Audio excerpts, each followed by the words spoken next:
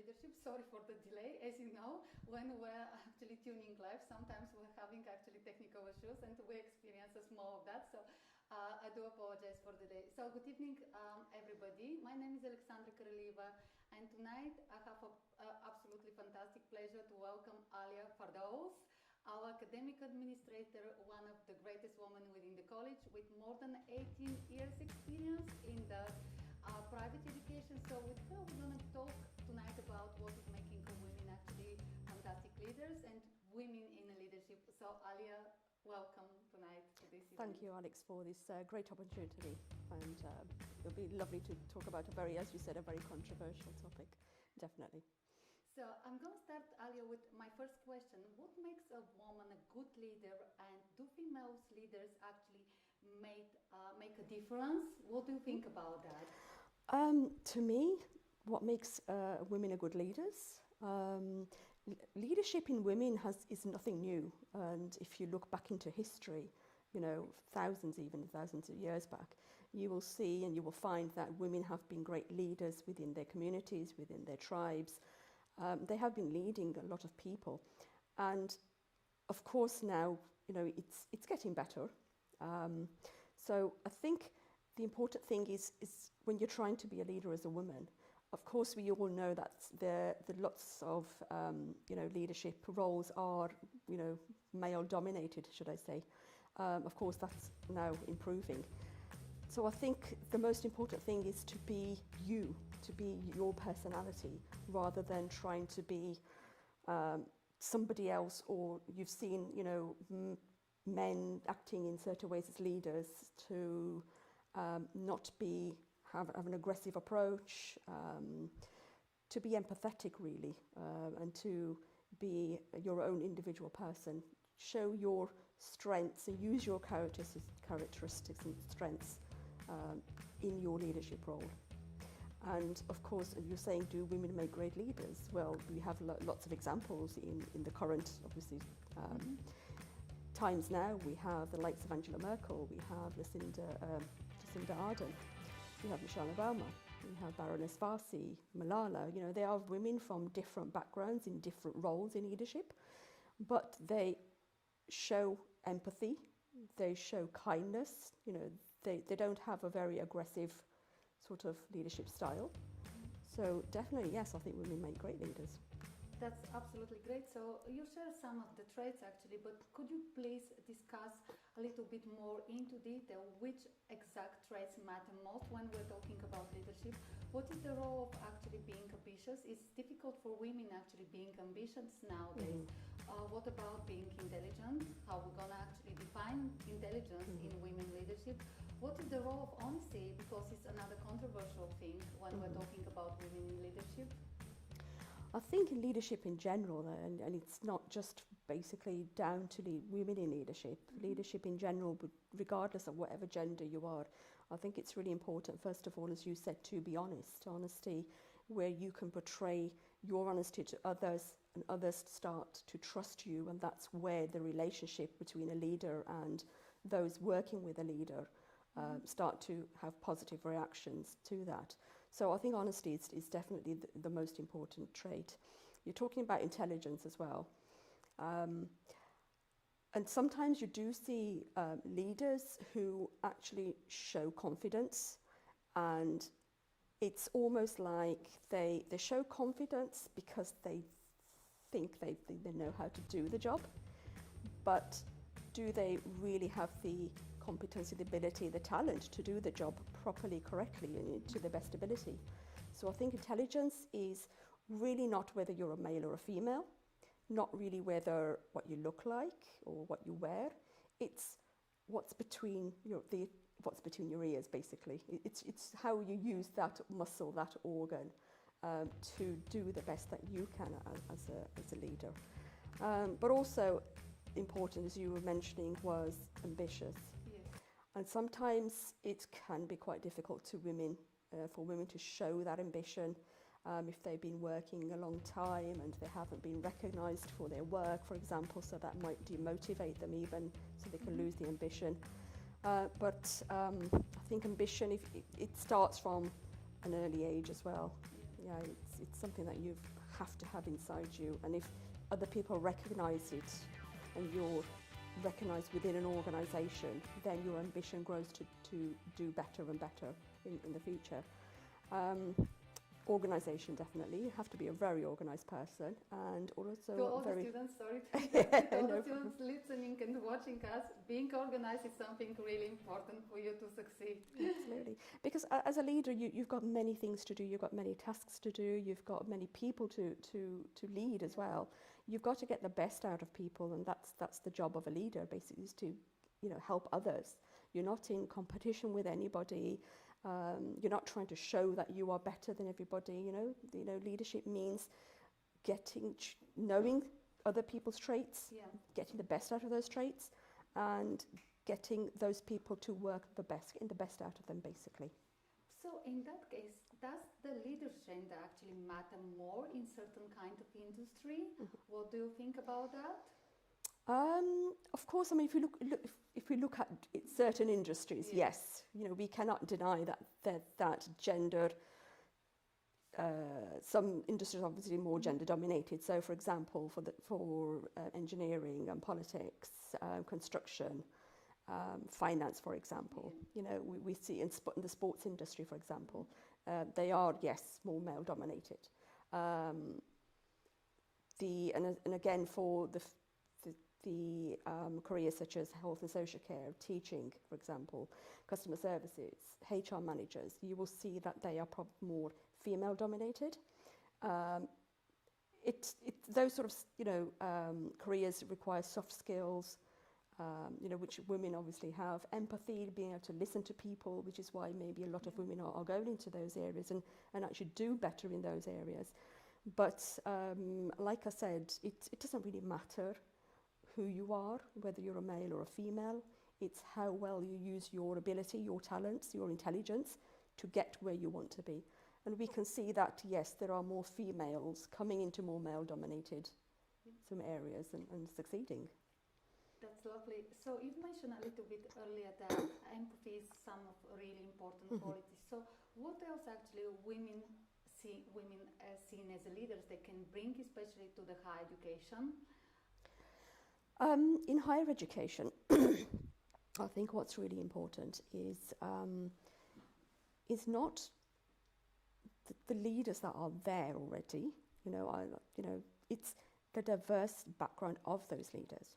And I think if we can bring a more diverse background of women leaders into higher education, rather than being sort of white, male or female dominated areas in leadership in higher education, I think that would be so much more beneficial for the students as well, because obviously we all know that our students come from a variety of backgrounds, from a range of backgrounds. And you will see that a majority of the students who go into higher education do come from Asian backgrounds and black minority ethnic backgrounds. So if they see somebody who's in a higher leadership role, it can act as a role model for them. And I think a leader in that position can also understand the challenges that these students are facing, understand better the barriers, and help students to overcome those barriers, and really motivate students that, look, I'm in this position. What's stopping you from getting there? There is nothing that's going to stop you from there. And what actually I would like to mention as well to some of our students who are watching us now live from Oxford, that Miss Alia is my actually mentor, so this is something which I would like actually to share with you all. So I'm learning a lot from her in the way she's leading, actually the way she's talking. So actually I'm advising you all, find your role model within the education, a member of staff, someone who is going to really inspire you. Don't actually be afraid to ask any questions. Get in touch with that person and grow as individual. This is your time actually. This is how I believe Alia is going to confirm you're going to develop your leadership and style as well. Yeah? Absolutely. Yes, and you're absolutely 100% correct. If students can find somebody that is going to inspire them, is going to motivate them, is that going to act as a mentor for them, somebody that will always look at the positive things about them. Yes, it's a challenge, obviously, what students are doing at the moment, and especially in this COVID situation as well, it's a challenge. But to look for someone who can inspire them and bring positiveness into them. That's the best thing they can possibly do. That's absolutely great. So I'm going to move actually to the next question. What was actually the biggest obstacles which you face as a woman being in a leadership? Okay, good question. Right. There were no major obstacles. For me, I think I was quite lucky. Yeah. I've had quite a good career. I've started off, like you said, 18 years ago in teaching, and I've taught a lot of students of different backgrounds. I've worked with many different leaders of different styles. I've had, bosses who were really good and kind. I've had bosses who try to show this, confident style and this arrogance or a style. But for me, I think I started off as a teacher anyway, but my first real leadership position was to actually organise and open up a business in education right from the beginning. And I was virtually thrown in the deep end, basically, because I think people recognised the way I was working, and I knew how to do things, and I, did things properly and quite quickly, and was quite confident in myself at that time. I thought. So being chosen, being thrown in the deep end, and then having to set up a business and look at all the policies and create things and get everything organised.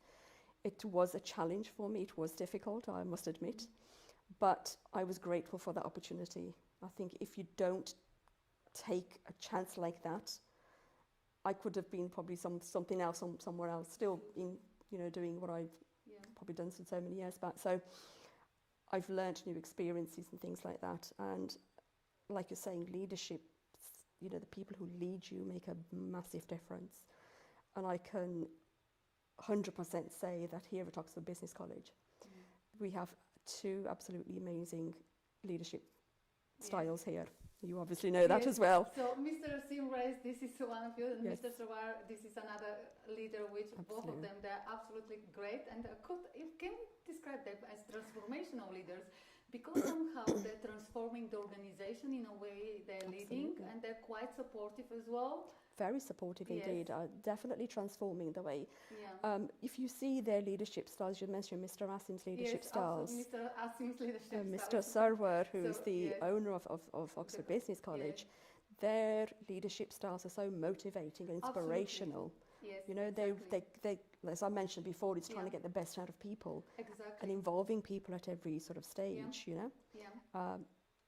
That's what motivates me. So. And as you can see as well, me and Alia as well, we're getting somehow inspired. Can we say by the male leaders around us? So definitely.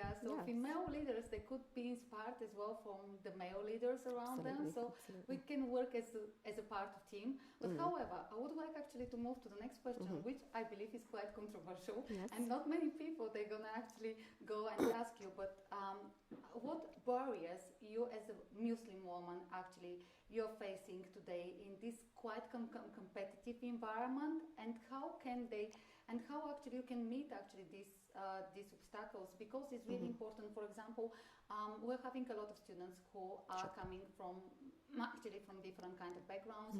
Not all of them actually are white. Some of them are actually coming from Pakistan. Some of them are coming from Eastern Europe. So especially for you as a Muslim woman, because the religious is playing quite important role within this one. So it's going to be really interesting, I believe, for all the for growing females to hear your answer. If you're talking about, especially about Muslim women, I think obviously that the first barrier will probably be, it's improving, okay?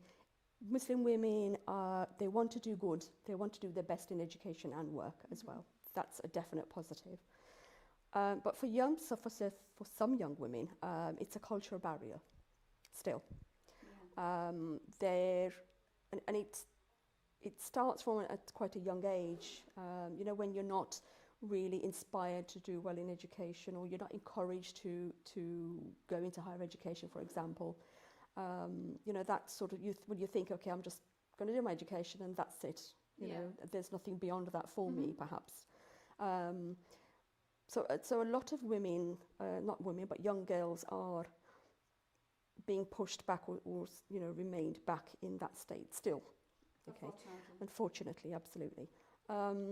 But like I said, it is changing. A lot of young women, Muslim women, are actually now recognising the importance of education, importance of having their own careers and career progression. So that's really good. Once they start into their careers, obviously in their early stages, I think a lot of women don't actually aspire to be in such high roles, such as leadership roles, for example. So that's where the ambition may not be so strong until so many years down the line, unless, of course, it's recognised and whatever. I think another thing for me, especially as well, wearing the hijab as well, obviously. Thank you very much for mentioning that one. Not at all. Because it's really important to talk about that one. There's two barriers. There's one, obviously, when you're as a Muslim woman, and there's another barrier when you start wearing this scarf and the hijab. So sometimes it's almost like you have to prove yourself more, that people have a different view of you just because of what you're wearing. And I'll tell you a funny story. It's when I started early wearing this scarf. I was teaching at an organisation to women, and we were teaching them English language. They were not complete beginners, but they were beginners.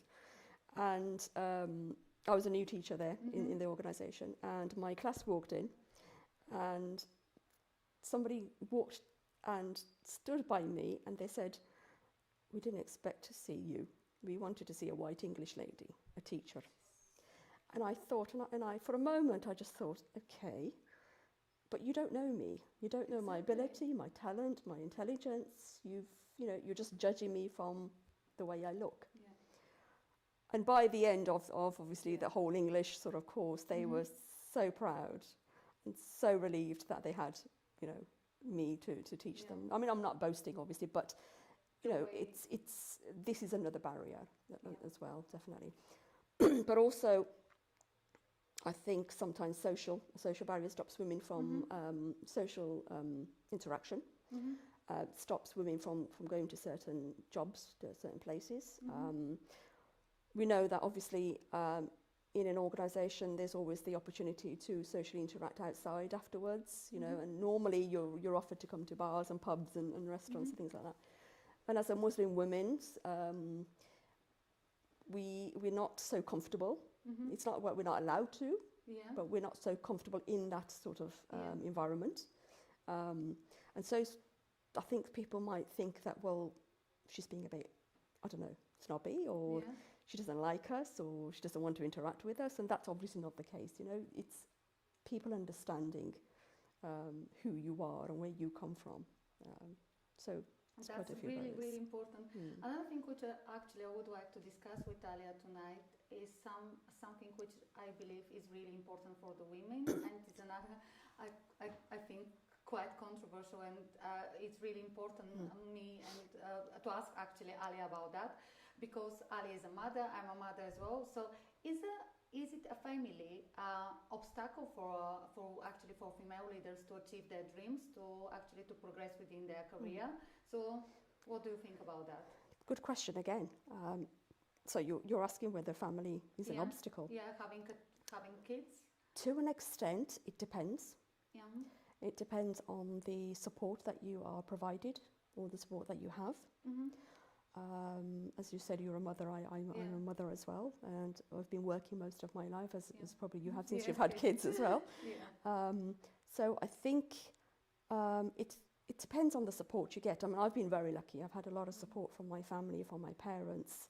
I'm having a lot of support from my husband as well, in terms of childcare and, looking after things while I'm at work. But for some women, that's not, an option, especially with single mothers. So, and also accessing childcare is probably another issue. So yes, that might hinder some people to do the best they can, because as a working mother, you have two roles. You have a family responsibility, but also you have a work responsibility. And you have to, and at work, you are expected to perform as like any other person in the organisation, regardless of what other responsibilities you have. So I think for women who are working, for mothers who are working, let's talk I about think mothers. Yeah. it's important that they don't think that family is an obstacle. And I think if when women do really well in their job as well, sometimes their motherhood is put into discussion. Well, you know, you're working as well, and are you neglecting your family? Are you not spending enough time with the children? But I think as a working mother, people should realize that the opposite, basically. You know, this person is a strong person. They are doing so many different things. You know, they're taking the care of the family, they've got family responsibilities, but they're also equally good in the workplace and equally successful in the workplace. So I think it should be looked as a positive and an obstacle. Can we summarize that actually all the working mothers, they shouldn't feel in any way offended that they're working, rather than just to see themselves as a role models for their kids, because you're a mother of 3 boys, as I'm aware. As you're aware, yes. So I believe actually you're inspiring them actually when they start looking for their future wives to be to have similar qualities like you and to be a role model. So can we summarize that working mothers should be seen as a role models for their kids? What do you think about that? Well, I hope I'm being a role model for my kids as well. It's something maybe you need to ask them as well. But yes, I think all mothers, I think, you know, we're doing the best we can in both worlds, let's just say, you know. And I think there's no reason why you should feel judged or ashamed, or, you know, you're absolutely performing the best in both, and you're doing an amazing job. And I can imagine yourself as well, you know, working so hard. You've got a little, you know, young child to look after as well. So the hours that you need to put in, you know, it's because of the ambition and the passion that you have for the position as well.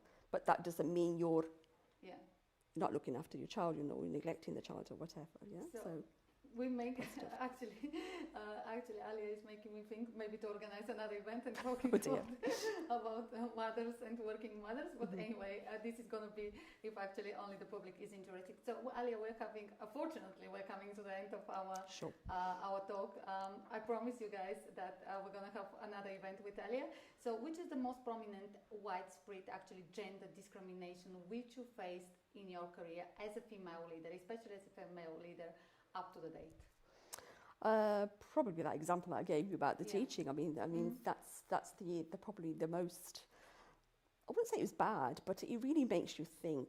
You know, it really thinks: are you really that, you know, good? Do I really need to work harder? Why do I need to show people that I have the ability just because of what I am or who I am, what I look like, basically? You know, it's just because somebody is coming in with a more confidence and suit and stuff, whatever it is, it shouldn't really undermine you. But like I said, I've been lucky. You know, I've been in positions, and I am now in an excellent position where the work that I put in is being recognised and praised for. And I think that's really important for any woman. Well, not for anyone, but for anybody, it's to be recognised for your efforts, really. Can we finish actually our event tonight, our talk, with actually summarising that what is making actually women a great leaders is the opportunities to be recognised, and actually this is how they could lead as well, by recognising others as well. What do you think about it? Yes, definitely. I think women, I think sometimes we think of when we have a title, that's the most important thing, because it's that title that's going to show us who we are. But remember, leadership can come from anywhere. It can even start in the home. And there are many women who are leading in their homes, who are leading in their communities. They don't have high roles or high jobs, or they are the CEO. So leadership can fall in so many categories. And if you're able to lead in whatever category you are, you know, being empathetic, listening to people, I think that's really important. Really listening. And in general, to our students, it's very important actually to have a good listening skills. Absolutely. So being very empathetic, listening, honesty, as I've said before as well, and just bringing out the best in people. I think that's the best. I think we can conclude with that one, actually, being actually, and bring the best from the people on the table, because if able to bring you as a female leader, because I could say that Alia is a female leader. She actually, in the last 7 months, she brought the best from me on the table. So I'm very, very thankful for that one. Thank you. I hope that me as a lecturer as well, I'm going to be able to inspire some of my students and to progress. So this is actually, I believe, the heart of leadership, actually bring the best from others, and this is how they could develop as well. Absolutely. Yeah. Absolutely. So thank you very much, Alia, for this actually absolutely fantastic talk. So everybody, now it's your time. You can ask Alia any questions which you think you would like to ask, or please share them on the social media account of Oxford Business College. And I'm going to look at my phone just to see the questions, and I'm going to forward your questions to Alia. It's going to be lovely to have some questions from you. So I promise I'm going to forward any questions which you send on the social media account. So we're having a question. So why women do not participate, Alia, in the social activities and move forward for leadership from different FTCs like Asia and Africa? What do you think? I think, again, it's the culture barrier. Like I said before, there are many things. In Asian countries, I'm not so sure about African countries, obviously, but I'm sure it might be the same situation. That there are women out there who are absolutely brilliant at their job, who want to aspire to become leaders, who do the best they can. But it's not being recognised, or it's not being recognised early enough. Yeah. And so the issue is that women are not brought forward or encouraged to apply for jobs. And even if they do apply for jobs, they may not even get that job. So that demotivation, that loss of ambition, I think stops a lot of women, that they could be in a position for years. Yeah. Or they've been applying for high jobs for so many years and they haven't got it yet. So they question themselves why.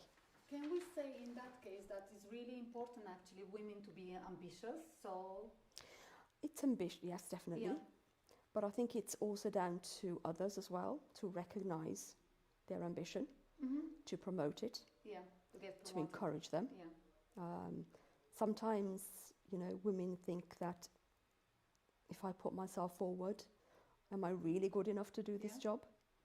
Yeah. Which I'm sure they are. But they won't know until they actually try. Yeah. Yeah.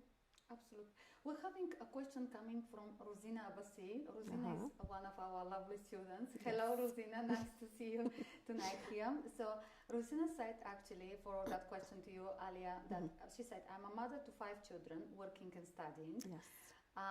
She's all the time attending the sessions, so Rosina, great attendance. Sometimes I can feel really low and feel like I'm giving up. So what advice could you give her actually to get her spirits up and back? This is her question. Well, first of all, let me say absolute congratulations to Rosina for actually doing so much. You've got to think of yourself in a positive way rather than a negative way. So you're trying to bring up a family. Yeah, so we were talking about motherhood before. Yeah. You've got other commitments as well. You've got commitments of working. On top of that, you're also studying.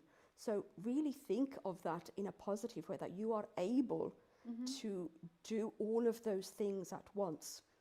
Yes, it's a challenge. Yes, we know it's easy. And yes, sometimes you do feel like giving up because the time you need to spend with the children and the work, you're so tired. You've got obviously assignments to do for work. But, like I said, turn it around, think of yourself as, I am strong. I am strong enough to do all of these. What do you think I will be like when I actually start my job? These are the things, the traits, the characteristics I have, the personalities I have by doing all of these things, all of these skills I'm learning in 3 different areas.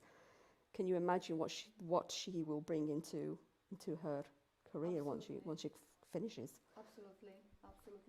Guys, everyone, if you have more questions, please ask Alia. So this is your time actually to know and to understand more actually women in leadership. So any questions, they're more than welcome. So we're going to give you a couple of more minutes actually before to say bye. So I think I've just received another question. So Well, I've actually received a couple of questions about women and actually comparison between women and men, but I think actually both of the genders, they're having actually their advantages and disadvantages. So, yes. and we're having on the top of our organizations two absolutely fantastic male leaders. So I think we can contribute. What do you think, as you as female Definitely. leaders? Yeah, I mean, Rather than just to make a comparison between both of them. yes, I think it's quite tricky to make a comparison without offending either gender. Yes, absolutely. You know, but like I said, there is no reason why a female cannot bring a lot to an organisation. And again, it's depending down to what we keep referring back to, intelligence and ambition, and sort of having that assertiveness, decisiveness to be able to continue to do that. So yes, definitely, I think we will make a difference. And the examples I've already, if you look at the female leaders, and they all have very soft personalities. Yeah, absolutely. Yeah, and yet they are leading their countries, their areas very, very well. But do you think as well that the people, they're having that kind of opinion for male leaders being soft, and actually for female leaders being soft and male leaders being quite hard? But I think what do you think as well? It's more about the personality. It's not about actually the gender. It's not about gender. It's not about being soft. Yeah. Soft person. Yes. And like I said, when you're a leader, you are trying to bring the best out of people. And if you're always going to show aggressiveness or too much confidence, regardless of whether you know you can or cannot do the job, being soft is not a bad thing. You know, if that approach actually brings people more closer to you, it makes other people feel more comfortable around you. And that's where you will become a good mentor for them. Exactly. So. Exactly. What is making a woman a good mentor? What do you think? I think perhaps she understands. Obviously, it depends on the experience that person has had. Based on your experience, you're having 18 years experience. Absolutely. And especially in the higher education, what is making actually up? I think with experience, when we talk about experience, we're talking for me, I've always put my foot into different things. I've always tried different things. It's not that I've stayed with one thing. So if I've done teaching, it's been in different areas, different levels, with different students from different backgrounds. So it's really given me a real good understanding of the needs of students.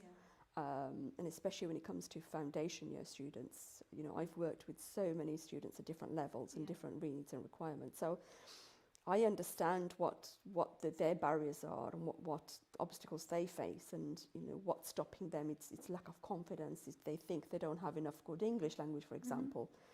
But these things can be improved. They can be overcome. So these shouldn't remain a barrier. So if I'm able to understand it, then I can obviously help you out with your barriers and whatever, and make you understand it, of course, improve yourself. Absolutely. And then hopefully one day that student will become a mentor for somebody else. Great. We're having, Alia, another questions coming from another great student. Hi, Petra. Nice to see you tonight as well. Petra is the student representative for J1. Yes. So, another great student of Oxford Business College. So Petra is asking you, Alia, how women in leadership, they can control and manage their emotions. I think this is absolutely a great question. Petra, thank you very much for that question, because people say that men are not so emotional and they can be better leaders. Is that actually the truth? So how actually the women, they can control better and manage their emotions?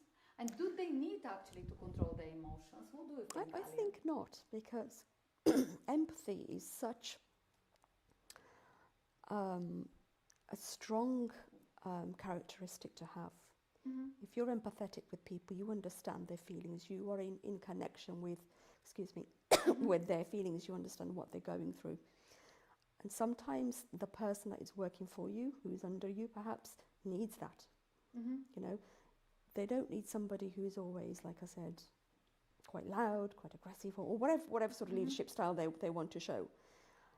you want somebody to work for you not out of fear. Yes. That if I don't do this, this is going to happen to me. You know, people should enjoy working for you. Yeah. That's how you get the best out of people. But I believe actually everyone is going to ask how they could achieve that one. How actually you can manage people to work for you without actually that having a fear that actually you are the leader, you're the top of the management. How? Leadership styles. Yeah. Absolutely. So, it's that leadership styles. And as we mentioned before, we have two great leaders here. Absolutely. And if you look at their leadership styles, they have a very empathetic characteristic style of leadership. They show empathy towards all of their workers. Absolutely. Yeah, and this is why we feel, as a team, feel so comfortable and so confident working, and we are utilised in the best possible way. You know, and if we don't have empathy, we can't recognise people. Yes. So empathy is really important. So Absolutely. For everyone who is watching us now live from Oxford, we're really live from Oxford. So by the way, it's the first time for me and Alia being live from so please excuse us. So if we're doing any mistakes, it's the first time for both of us. So Alia, I could see that another person is typing a question for you. So let's wait a few more minutes until actually the person finishes typing. I'd just like to say that all our students are great. Yeah. You know, they're making an absolute excellent effort in these circumstances, especially. You know, you know, there's a lot going on. There's a lot of problems, you know, that students are facing at the moment. It's not simply going into studies and that's it. There's lots of other commitments around them, but they are making every effort to attend, to participate, to do the best they can. And I think with the support that's being provided here. So can we say actually the support is another trait of women actually being leaders, so actually providing that support and going actually beyond. Can we consider that one as another trait? What do you think, Alia? Yes, definitely. Like I said in the question when you were asking about women leaders in higher education, you know, it's if you understand or you come from a background where you have been through those challenges and yourself, I've spoken to you many times, and you yourself have said that you have come, when you were at university, you understood the lack of support that you were getting. Absolutely. So because of that, you've experienced that, you are now able to fully understand the support needs of our students. So support is... I've had some really bad experience, let's say, and even at the very, very leading, you know, university. That's what is the reason. Actually, this is the reason. One of the reasons why I actually became a lecturer, because I really would like to inspire the students and to motivate them actually to perform better. We received another great question, actually, another few questions. The first question is from Mark Ashford, and I think is really important as well. He's asking you, Alia, why is it important to talk about women in a business, and is there any difference? Like I said really early on, there should be no difference. Yeah, but there is, though. That is the unfortunate situation at the moment. Why we're talking about women? Because we need more women leaders. We need more women to be more ambitious and know that they can make a difference in an organisation, in their community, in their families, wherever they are. You know. So yes, I think it's important to talk about them. Yeah. So, and maybe because can I add something on the top of what you're saying, Alia? I think, Mark, it's important as well to talk actually about, and that's why this was my actually aim when I invite Miss Alia for this interview, is to show to the women that they can achieve, especially these growing women, these women actually who are coming from different backgrounds, which are not white, which are not actually British, which are not born here. It's really important actually to show to them that they really matter and they could actually become who they wish actually. And I think that is really important to talk about women in a business actually, to inspire the next generation, because I believe this should be one of the main role of the leaders, to be able actually to create the next generation and to lead for a better. So you're absolutely right. Sorry to cut you off, but I think also age, as you're saying, it's the younger Yeah. generation that needs to be motivated. And when I was teaching English some years back ago, the oldest female student I had Yeah. was 65, maybe 70, I Yeah. believe. And she alone would motivate the whole of the class Mm-hmm. in her ability to do the tasks, to do things, and encourage other women who were of the similar background, obviously a younger age, who had Yeah. just arrived new in the country, for example, who weren't very sure about whether we can do this or not, Yeah. but she so encouraged them. So it, you know, like I said, leadership doesn't have to be that you're in a very high position. You know, wherever you are, Yeah. just become great leaders. Absolutely. So, Miss Alia, we're having another question coming from Alin Diaconescu. Sorry, Alin, if I'm not pronouncing your name, No. your surname right. You Yes. know, all of my students actually, if they're watching, they know that I'm not good actually with the names, but I'm good with the faces. So, however, he's asking Alia, and how Alia, you're able actually to being so calm all the time. I would like to find that one as well, the answer of that question as well, Aline. Thank you very much for forwarding. And he's, after that, is asking when is going to be the next interview, and he said that he's very proud actually that he was having a chance to meet such a strong lady. So, Aline, thank you very much. So, Alia, how is possible, please?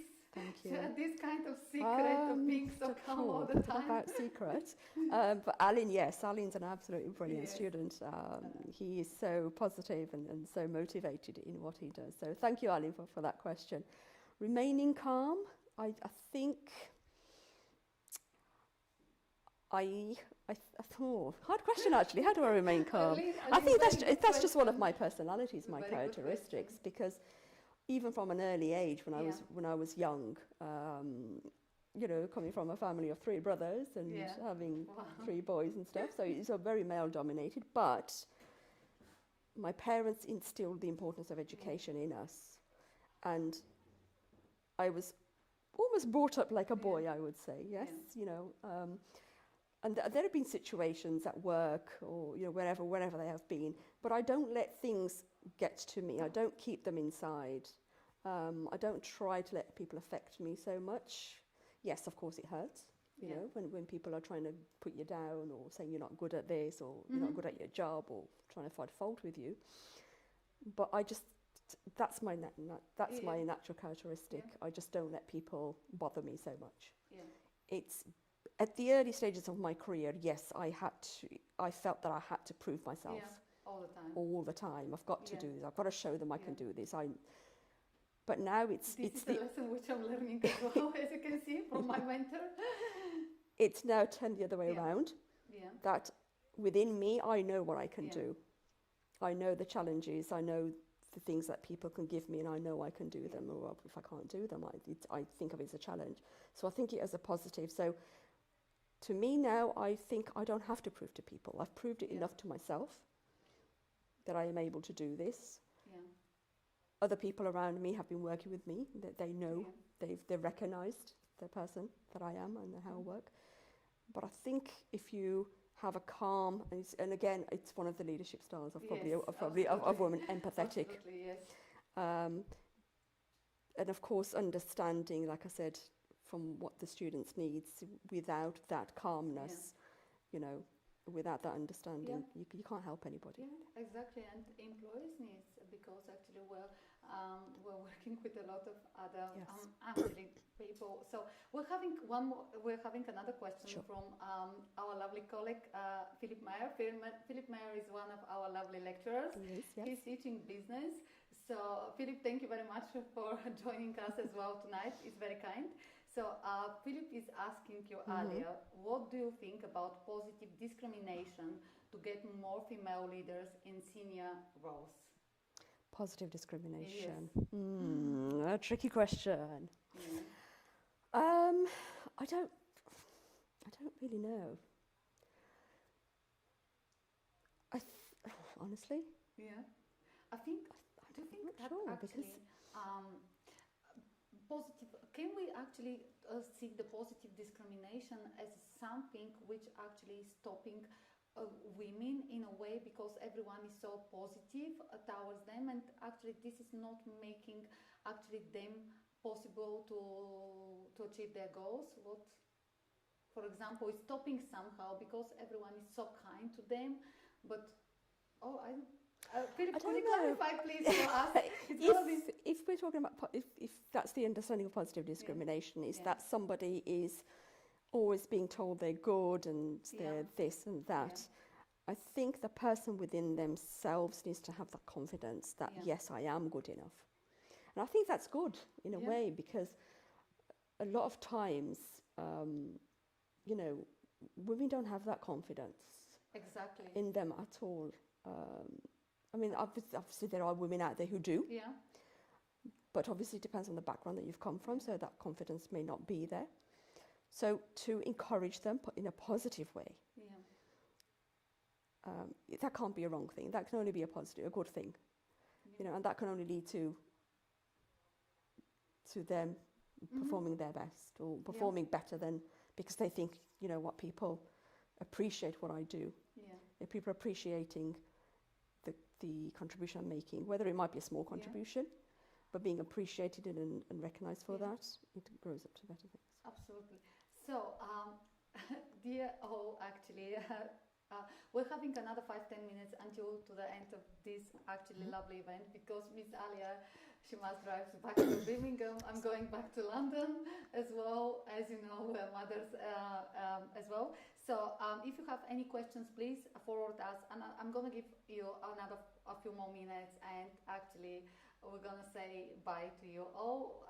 So I'm going to wait, let's say, another 1-2 minutes. And if there's no more questions, actually, we promise that we're going to see you soon. Yes? Absolutely. And the marketing, actually, I'm going to use that time actually to say that as well. The marketing department, actually, they're working on the next few events, and they're going to be really, really interesting for you. So please follow Oxford Business College and listen what Miss Alia is saying all the time. Please pay attention. You'll have other people, you know, doing these events, and you know, to get the views of other people. I think it'd be very interesting. Yes. And to motivate the students, basically, as well. Is what we're trying to do, aren't we, really? Yeah. And if actually some of the students, they're having any ideas for the events, I think you know our emails, Miss Alia email and my email is not necessary to share with you, but please forward actually your recommendations to Alia and or to me, and we're going to be more than happy actually to discuss with the team here in Oxford. So we're having, let me see, Philip again, for example, women only lists for potential PAs to increase the numbers of female leaders. Sorry, could you say that again, please? So, for example, women only lists for potential MPS to increase the numbers of female leaders. I think it's not going to be really good to go into the politics tonight and discuss that one into detail, because it's such a controversial topic, but Philip, I promise that we're gonna discuss that one face to face, and we're gonna be more than happy to answer this kind of question when we see you during tomorrow, for example. We can discuss that one or another time suitable, because I think and Miss Alia, she's gonna agree actually that politics is something quite controversial. Definitely. And we're trying actually to stay away from even that topic. Yes. I hope, Philip, you're going to understand us. Yes? I do apologize that we're not able to answer that kind of question. Yeah? So I think we can actually, let me see, someone is typing. So I would like to give opportunities to everyone. Sure. So,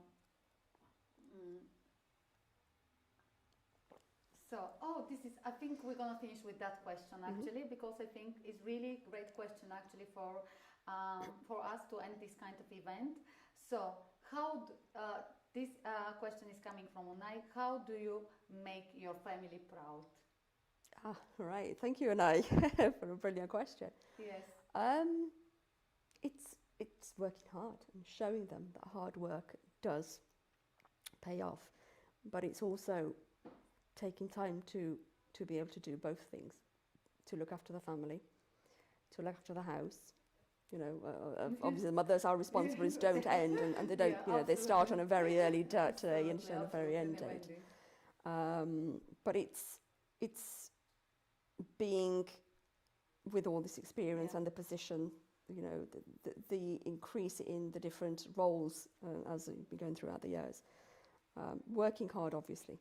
Yeah. I think that's the main thing. If they understand you work hard, that's what makes them proud. I think we can finish actually this event with saying that in summary that the women in leadership, they have to work hard, they have to show empathy, and as well they shouldn't be feeling ashamed in any way that they're actually dedicating time to their careers rather than, and sometimes they're missing from home actually, and rather than they to be seen as a role models for their kids. What do you think, Alia? Absolutely. Role models for the kids, for the communities, for everybody, for really. The society as well. Yeah. So I would like to say thank you very much to Alia for being with us tonight. It was absolutely pleasure being with you and having that kind of conversation. Thank to you, everyone who is watching us live from Oxford, I hope that you really enjoy this event, and we would like to say thank you. Thank you all. Thank you very much, Alex. Thank you. Thank you. See you soon.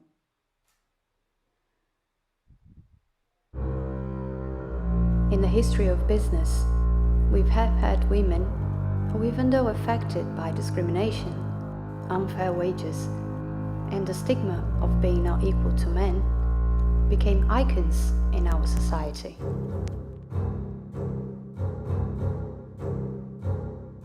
Can you imagine these women being in a world without prejudice?